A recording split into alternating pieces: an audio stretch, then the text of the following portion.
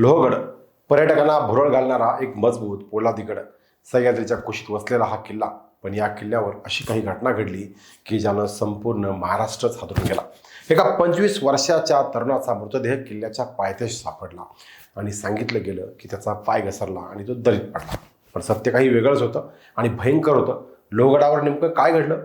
सियानं केतनचा काटा कसा काढला? मास्क, हेडफोन यात काय संबंध होता?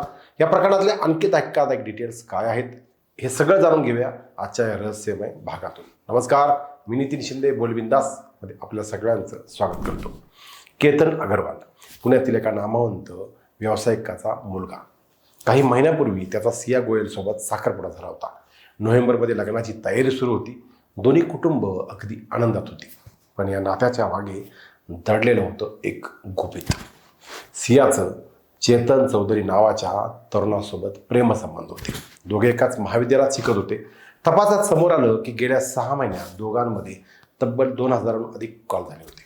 त्यामुळे सियाला केतनसोबत लग्न करायचं नव्हतं आणि केतन त्यांच्या प्रेमाच्या आड येत होता. दरम्यान चेतन चौधरी व सिया हे दोघे एका कॅफेमध्ये भेटले.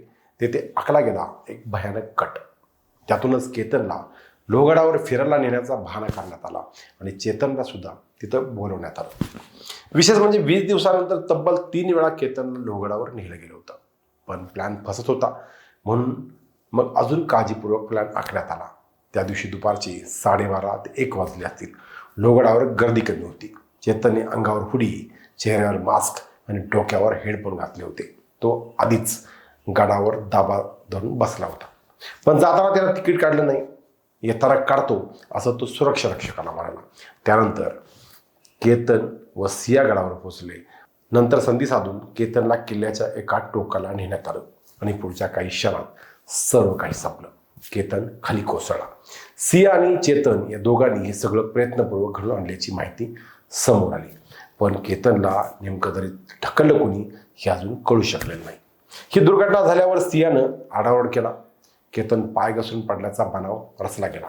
हे सगळं संशयास्पद वाटल्यानं पुणे पोलिसांनी सखोल तपास सुरू केला. मोबाईल कॉल रेकॉर्ड्स, हालचाली, CCTV आणि चौकशी यातून एक धक्कादायक गोष्टी समोर येऊ लागल्या. त्यातूनच अखेर सिया गोयल आणि चेतन चौधरी यांना ताब्यात घेण्यात आलं. चौकशी दरम्यान दोघांनी गुन्ह्याची कबुली दिली. जर लग्न करायचं नव्हतं तर नकार देता आला असता. पण एका तरुणाचा जीव घेण्याचा निर्णय का घेतला गेला? मी माझा एकुलता एक मुलगा गमावला आहे अशी हेलावून टाकणारी प्रतिक्रिया केतनच्या वडिलांनी दिली. यावेळी केतनच्या वडिलांनी अजूनही काही खुलासा केला आहे.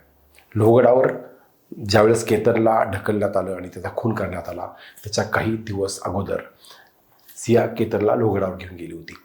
त्यावेळीसुद्धा केतनला ढकलून देण्यात आलं. पण केतन झुडपाला हात लावला आणि तो वाचला. दरम्यान केतनला लक्षात आलं की आपल्याला ढकललं आहे. तर त्याच वेळेस सिया म्हणाली पायात साप आला होता आणि त्यामुळं माझा धक्का लागला वगैरे असं केतनच्या वडिलांनी सुद्धा एका व्हिडिओमधून सांगितलेलं आहे.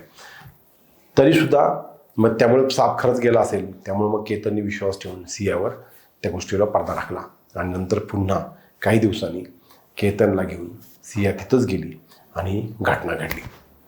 आता पोलीस तपास करत आहेत. यातून अनेक गोष्टी पुढे येत आहेत. चेतन चौधरी आणि सियाच्या प्रेम प्रकरणाच्या विषयावर सुद्धा अनेक गोष्टी पुढे आलेल्या आहेत आणि एकूणच अजूनही तपास सुरू आहे. यामध्ये अनेक गोष्टी घडणार आहेत. या सगळ्या गोष्टी आपल्याला वेळोवेळी बघायलाच मिळतील. पण एकूण ह्यात एकच सांगता येईल की जर लग्न करायचंच नव्हतं तर सरळ सांगता आलं असतं की मला तुझ्याबरोबर लग्न करायचं नाही आहे. पण एखाद्याचा जीव गमावून नक्की सियानं किंवा चेतन चौधरीनं काय साध्य केलं हे कोणालाच सांगता येणार नाही. हा व्हिडिओ आपल्याला कसा वाटला लाईक कमेंट करून सांगा आणि अजूनही आमचा चॅनल सबस्क्राईब केला असेल तर आत्ताच करा. धन्यवाद. जय महाराष्ट्र.